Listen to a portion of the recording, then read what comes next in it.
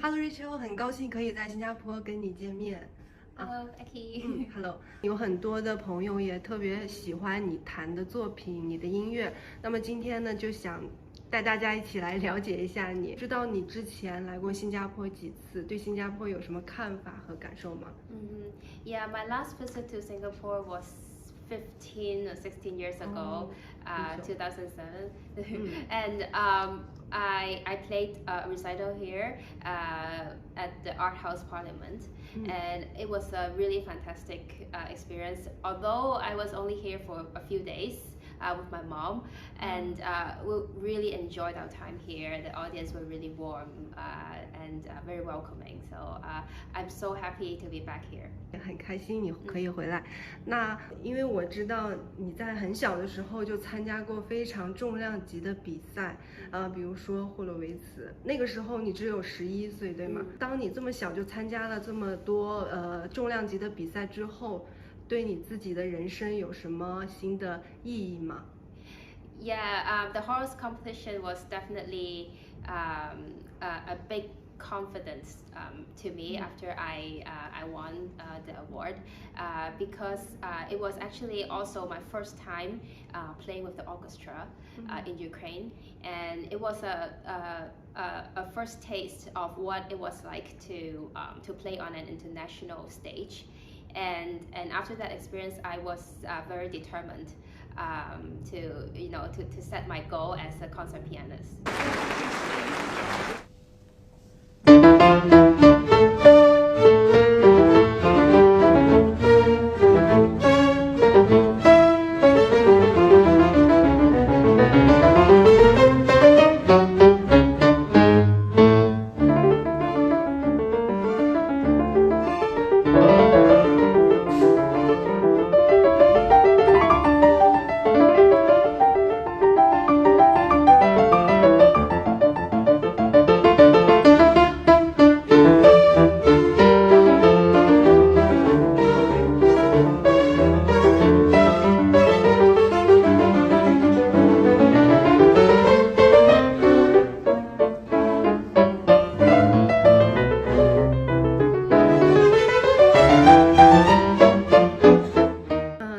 知道之后你参加了非常多的这个资深的钢琴比赛，比如说利兹还有克莱本。那么参加完这些比赛之后，你有没有自己的一些感受和感触呢？ Yeah, so when I entered the Leeds competition, I was 17 years old, and I got into the finals, and I got 5th place. And I thought at that age, I was already achieving more than I expected, and I really learned so much from that experience because I also played with the Halley Orchestra, and yeah, so Leeds was one of the highlights in my competition career, I must say, and of course most recently it was the Cliburn in 2017. So I got the audience award and I was also in the finals, and that was really something that I would say kicked me off to really a concertizing career, because the Cliburn really opened a lot of doors for me, particularly in the States, to have the taste of touring as a concert pianist, and of course between the Leeds and the Cliburn, I entered a lot of different international competitions, and not many of them are successful, of course. But I was still very grateful for all this experience, because I would say these are the ones that I improved the most after I did not succeed. So because I was able to meet a lot of juries and to listen to a lot of amazing pianists as well, and I also, from this experience, I took the opportunity to better myself.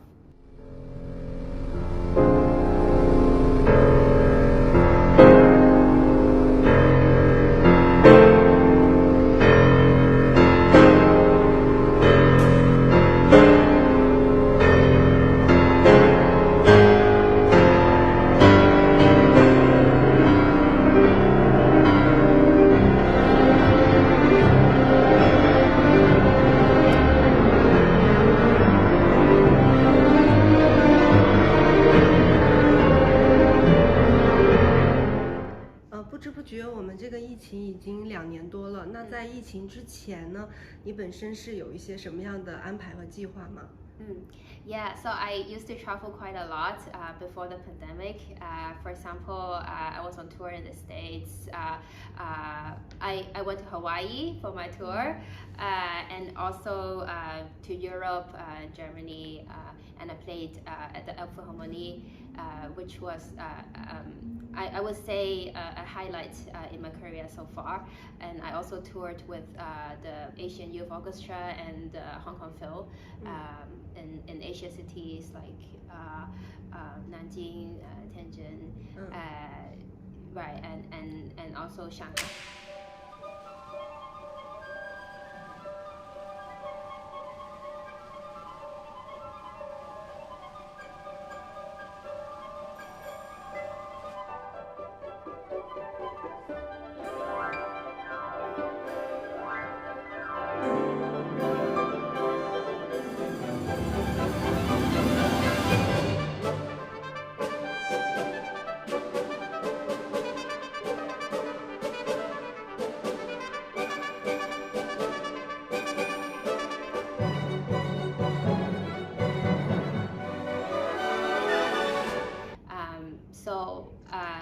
Yeah, I was doing quite a lot until the pandemic hit the world. So, and I was in Hong Kong. I've been in Hong Kong since 2 years ago. But I'm so happy that this time I will be able to travel again and to Singapore and moving on to the States next week. 那在刚才说到那么多这个经历当中，我也知道你有一些指挥的经历，对自己有指挥的这个经历有什么感受吗？ Yeah, that was quite a unique experience because not many pianists like me at my age would be able to play and conduct orchestra. And I was given the opportunity in Paris, and I played with the orchestra de Chambre de Paris. And yeah, it was a really great experience because I played the Beethoven Fourth Concerto, which I actually just played at the Cliburn in the same year. And but you know, when I had to conduct as well, you have to know the full score, like how you do in solo repertoire, and you have to remember all the cues, which instrument is playing at the time when you are also playing, and so you have to be like multitasking all the time, and it was really fun, and I learned so much from that experience.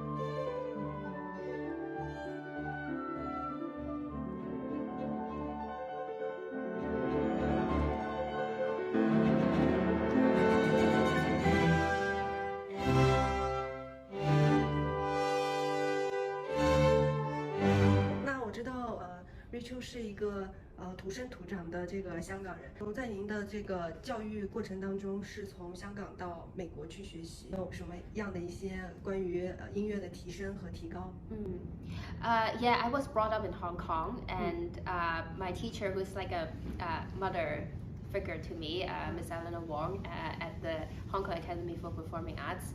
I've studied with her since I was 9 years old, up until I finished my bachelor degree in Hong Kong. And she has set a very solid, strong foundation for me, whether it's technique or musicality, and I'm very grateful for her guidance. And moving on to the States, I would feel it's quite different because I think it really stresses on the freedom and being independent in students' thinking. So that's how I learned to open up myself in the States, which also helped me quite a bit in finding my own voice and my personality in music. 那在今后的事业当中，还是以亚洲为自己的主要发展地区吗？ Yeah, so currently I'm still based in Hong Kong because I've got quite a lot of connections, and also my family and friends also there to support me. But well, I've been in Hong Kong for 2 years, stuck in Hong Kong for 2 years. But I was during the pandemic, even when the world has closed. When there were opportunities in Hong Kong, when the concert halls were opened, I was able to also perform quite extensively locally in Hong Kong. So I'm very grateful for all these concerts. But now, you know, the world is starting to open up, and I'm also open to other countries, other places, and I'm always open to explore. 接下来你马上要去美国进行很长时间的一个演奏会，那具体大概有多少场呢？ Yeah, so in the span of 3 weeks, around 3 weeks, I'll be giving more than 10 concerts. So across the States, I will be first going to Seattle, and then several cities in Texas. And then I'll also go to Michigan, Alabama, and returning to Fort Worth for the final celebration countdown to the next Cliburn competition in June. And my last stop will be in San Francisco. 结束美国的行程之后，我也知道你要去这个柏林进行 recording， 可以透露一下具体的一些曲目吗？ Yeah, I'm very honored to be able to record my album at the legendary Taldeck studio in Berlin after my US tour, and I'm planning to record Beethoven 110 Sonata and Ravel Miroir complete, and also the 24 Preludes by Chopin. 那很期待瑞秋之后的音乐会以及专辑，也希望你常常回来新加坡。谢谢你。谢谢。